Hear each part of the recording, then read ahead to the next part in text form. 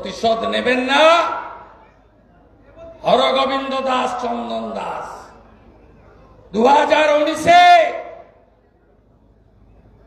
এই তিনজনকে মেরেছে হিন্দু বলে। মোহাম্মদ সেলিম সাহেব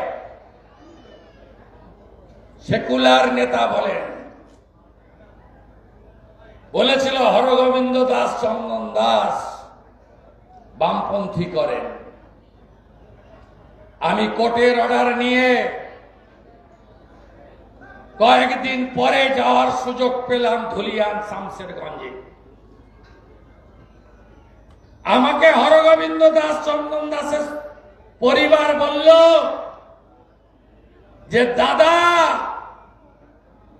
বামফ্রন্টকে ভোট দি, কিন্তু বামফ্রন্ট বলে মারেনি, হিন্দু বলে মরেছে। গলায় তুলসী ছিল। হরগোবিন্দ দাস, চন্দন দাস প্রতিমা বাড়ায়, মৃৎশিল্পী, তাই পশু কাটা ছুরি দিয়ে নৃশংসভাবে খুন করেছে। আপনারা ঐক্যবদ্ধ হবেন না? হাত জোড় করে বলছি, ভাগ হবেন না, একজোট হন। আমরা 51-তে সেন্সাসে 85% ছিলাম, আজকে 67% হিন্দু। বাংলাদেশে আমরা 71-এ 23% ছিলাম, 47-এ 33% ছিলাম, আজকে 7%। 50%-এর নিচে যেদিন নেমে যাবে সেদিন সংবিধান চলবে না, সেকুলারিজম চলবে না নিরাপদ সর্দারের, সেদিন চলবে সারিয়া কানুন। আপনাদের কাছে সুযোগ আছে। এই বাংলায় সবাই যোগ্য, একজনই অযোগ্য, তার নাম মমতা ব্যানার্জি। 26-এ পাল্টে দিন। পাল্টাবেন তো? পাল্টাবেন? সন্দেশখালী দেবেন, হিন্দলগঞ্জ আমাকে দেবেন তো মোদীজিকে? সন্দেশখালীর একটা পরিবেশ এবং সন্দেশখালীর রাজনৈতিক ঘটনা আপনারা এর আগেও দেখেছেন যে সন্দেশখালী হচ্ছে তেভাগ আন্দোলনের পীঠস্থান। সেখানে প্রচুর তফসিলি জাতি, উপজাতি, মাইনরিটি কমিউনিটির মানুষের বসবাস এবং ভীষণ পিসফুলি জায়গা।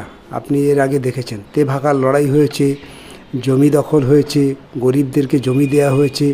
সন্দেশখালীর যে ডেভেলপমেন্ট হয়েছে মানুষের হাত ধরে, এটা অভূতপূর্ব। সন্দেশখালী 13টা নদী, 9টা দ্বীপ, এখানে সব অংশের মানুষ যে একসঙ্গে একজোটে এইভাবে ডেভেলপমেন্ট করতে পারে, উন্নয়ন করতে পারে, সেটা কিন্তু আমাদের রাজ্যে সন্দেশখালী একটা উদাহরণ। সেই জায়গাটায় দাঁড়িয়ে আপনি গত বছরও দেখেছেন যে শুভেন্দুরা ওখানে একটা সাম্প্রদায়িক উস্কানি দেওয়ার চেষ্টা করেছে। গত বছরে তৃণমূলের বিরুদ্ধে ওখানকার মানুষ রুখে দাঁড়িয়েছিল। ওখানকার দুর্নীতি, নারী নির্যাতন, জমি লুট, এই সমস্ত ঘটনার প্রেক্ষিতে মানুষ কিন্তু মুখ খুলেছিল। সেই সময়টা আমরা দেখলাম যে সন্দেশখালীতে একটা সংগঠন মানে আন্দোলন গড়ে উঠছে। এই আন্দোলনটা আমাদের কাছে খুবই অভিনব ছিল, মানুষের কাছেও অভিনব। কারণ ওই আন্দোলনে প্রথম দিকে নেতৃত্ব লাল ঝান্ডা ছিল না, কোনো রাজনৈতিক দল ছিল না। মানুষ তার প্রয়োজনের তাগিদে তৃণমূলের অত্যাচারে একজোট হয়ে সব অংশের বামপন্থী সংগঠনগুলো এবং একটা তৃণমূলের বিরোধী অংশ একজোট হয়ে তৃণমূলের বিরুদ্ধে সবাই মুখ খুলেছিল। সেই সময়টা আমরা শুভেন্দুকে দেখেছিলাম, সেই গণতান্ত্রিক আন্দোলনকে কি কায়দায় সে ভেঙেছিল এবং মানুষের সেই গণতান্ত্রিক আন্দোলন সন্দেশখালীতে ধূলিসাৎ করে দিয়েছিল। সবাই নিজে দাঁড়িয়ে থেকে বলে যাচ্ছে যে এই আন্দোলনের সময় আমি প্রথম থেকে ছিলাম, গ্রামে গ্রামে ঘুরে আমি আন্দোলনকে সামনে থেকে একদম ঠিক, এভাবেই তিনি ভেঙেছেন, ভাঙার নেতৃত্ব দিয়েছেন। শুভেন্দুর কথাটা এই জায়গাটায় একমত। সন্দেশখালীর যে গণতান্ত্রিক আন্দোলন গড়ে উঠছিল, যা সরকার বিরোধী হয়েছিল, সেই আন্দোলনকে সরকারের পক্ষে মুভ করার জন্য, সরকারের পক্ষে ঘুরিয়ে নিয়ে যাওয়ার জন্যে সেই গণতান্ত্রিক আন্দোলনকে ভাঙার নেতৃত্ব দিয়েছেন শুভেন্দু। কারণ শুভেন্দু এর আগে তৃণমূলে ছিলেন এবং তৃণমূলে থেকে ওই এলাকায় পঞ্চায়েত নির্বাচনে তিনি ঘোষণা করেছিলেন যে বিরোধী শূন্য করলে তাদেরকে 5 কোটি করে টাকা দেওয়া হবে। সেই শুভেন্দু সন্দেশখালী থেকে এই কাজ করলেন। এই দিন তিনি জনসভায় যা বললেন, এ তো মানে একটা রাজনৈতিক লোক এইভাবে কথা বলছে। আমি তো মনে করছি এখন যে ভারতবর্ষের সংবিধান নিয়ে যে আমাদের এত গর্ব এবং ভারতবর্ষে যারা ক্ষমতায় আছে সেই রাজনৈতিক দলের নেতা, এই রাজ্যের বিরোধী দলনেতা, সে সরাসরি সন্দেশখালিতে বলছে যে হিন্দুরা কেউ মানে জোট ভাঙবেন না, সব অংশের মানুষ অর্থাৎ হিন্দুরা একজোট হন, হিন্দু জাগরণ করার চেষ্টা করছে। এই যে জাতপাতের রাজনীতি শুধু না, যে ধর্মের রাজনীতিটাকে যেভাবে নিয়ে যাচ্ছে, তার মানে সন্দেশখালিতে যে আর ডেভেলপমেন্ট হবে না। ধর্মের রাজনীতিতে মানুষের মধ্যে জাতপাতের দাঙ্গা বাঁধানোর যে বিরাট উস্কানিমূলক বক্তব্য তিনি ওখানে দিয়েছেন, এই বক্তব্যের পরে প্রশাসন কেন এই সমস্ত নেতাদের বিরুদ্ধে আইনি ব্যবস্থা নিচ্ছে না? আমাদের দেশের সংবিধান তো সেকুলারিজম, আমাদের দেশের সংবিধান সারা পৃথিবীর মানুষ জানে, যুক্তরাষ্ট্র কাঠামোয় যে এই সংবিধান বিরোধী কথা বলছেন, বিজেপির নেতারা সংবিধান বিরোধী কথা বলছেন।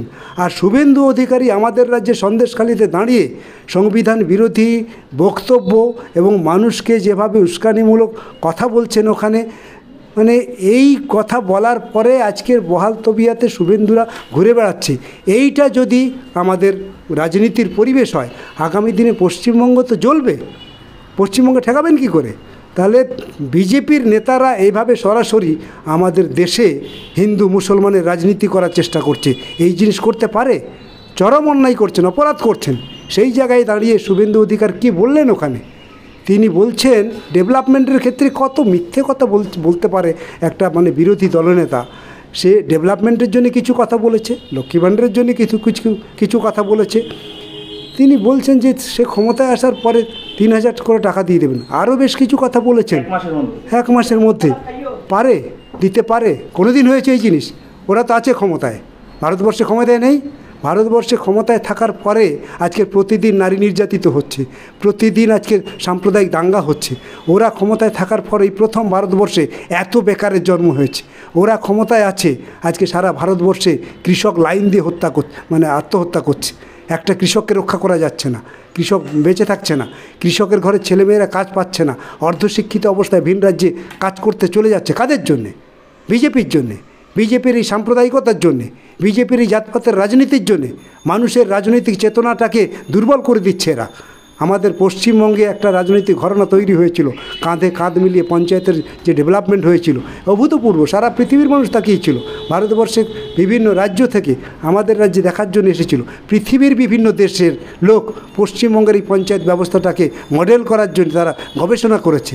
সেই পঞ্চায়েত ব্যবস্থা কেন এটা হয়েছিল তার একটি মাত্র কারণ, সেটা হচ্ছে হিন্দু, মুসলমান, আদিবাসী, তফসিলি জাতি সব অংশের মানুষ কাঁধে কাঁধ মিলিয়ে নিজেদের বাঁচার জন্যে পশ্চিমবঙ্গের রাজনৈতিক ঘরানার পরিবর্তন করেছিল। তার উপরে আজকের আক্রমণ করছে, তার উপরে আজকের আক্রমণ নামিয়ে আনা হচ্ছে। সেটা হচ্ছে বিজেপির বিরোধী দলনেতা শুভেন্দু অধিকারী। কিন্তু দেখি যে মানে এইদিকে বলছে, সবাই একাধিকবার বলছে বামেদের অস্তিত্ব নেই, সিপিএম শূন্য, এখানে লড়াই মূলত বারবার যে শাসক দল কিংবা মানে রাজ্যের শাসক দল আর রাজ্যের যারা এই মুহূর্তে বিরোধী দল তারা বলছে লড়াইটা তৃণমূল বিজেপির। কিন্তু সেখানে দাঁড়িয়েও নিরাপদ সর্দারের সেকুলারিজম চলবে না, ডাইরেক্ট বলছেন শুভেন্দু অধিকারী। আপনার নাম ধরে আক্রমণ কেন? আপনারা তো ওখানে কোনো ফ্যাক্টরি নয়, তারপরও কেন আপনার নাম ধরে আক্রমণ? আসলে ভারতবর্ষের রাজনীতিতে বামপন্থী থেকে বাদ দিয়ে এখন কেউ চলতে পারবে না। আসন কটা আছে কি নেই, শূন্য, ছোট না বড়, সেইটা বড় বিষয় না। ভারতবর্ষের সংবিধান রক্ষা, ভারতবর্ষের মানুষকে রক্ষা, ভারতবর্ষের সংস্কৃতি রক্ষা করার ক্ষেত্রে এই মুহূর্তে ভারতবর্ষের রাজনীতিতে বামপন্থীরা হচ্ছে উজ্জ্বল নক্ষত্রের মতন। এটা মানুষও জানে, ওরাও জানে ভালো করে। সেই জন্যে ওদের বড় বিপদ হচ্ছে বামপন্থীরা। সেই জন্যে হিন্দু মুসলমান দিয়ে ওরা যে বাইনারি তৈরি করুক না কেন, বামপন্থীদের রাজনীতিতে মানুষ যে দিন দিন আকৃষ্ট হচ্ছে এবং সন্দেশখালিতা অনেক বেশি, সেটা ওরা খুব ভালো করেই জানে। সেই জন্যে ভুল করেই বলেছে যে নিরাপদ সর্দারের সেকুলারিজম। আসলে সন্দেশখালি কেন, আমাদের রাজ্যে নিরাপদ সর্দারের সেকুলারিজম তো হতে পারে না, আসলে বামপন্থার সেকুলারিজম। ভারতবর্ষের সংবিধানটাই সেকুলারিজম।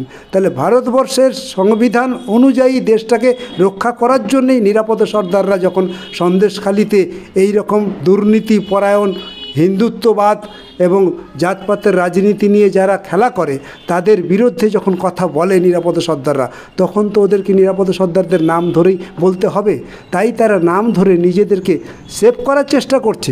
সন্দেশখালীর মানুষ বোঝে না? সন্দেশখালীতে তো প্রশ্ন উঠেছে আজকের কাশ্মীরের যুদ্ধ নিয়ে, পেহেলগাঁওয়ের যুদ্ধ নিয়ে, আজকের হিন্দু মুসলমান কারা করছে। ফলে ওরা একটা সংকটের মধ্যে আছে। শুধু ওরা নয়, তৃণমূলও সংকটের মধ্যে আছে। সেই জন্য ওরা সবসময় চেষ্টা করছে তৃণমূল আর বিজেপির বাইনারিটাকে, নাটকটাকে, রাজনীতিটাকে মানুষের সামনে এমনভাবে নিয়ে যাও ওরা যেন বুঝতে পারে যে তৃণমূল আর বিজেপির এত গণ্ডগোল হচ্ছে, তারপরে কেন মানে সিপিএম বামপন্থীরা বলছে যে না, সিপিএম বামপন্থীরা কেন মনে করছে যে তৃণমূল আর বিজেপি এক। আসলে তৃণমূল আর বিজেপি যে এক, সেটাকে ওরা যাতে মানুষ বুঝতে না পারে তার জন্যই নাটক তৈরি করছে। কিন্তু সন্দেশখালীতে সে সম্ভব নয়।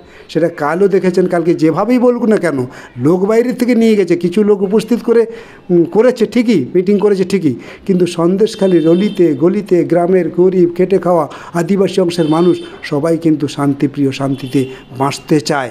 এবং এই রাজনীতির বাইরে বেরিয়ে তারা আবার বাম ঘরানাকে আনার জন্যে চেষ্টা করছে, যার জন্যে এত চিন্তা, তাই এই সমস্ত কথাবার্তা তারা বলছে।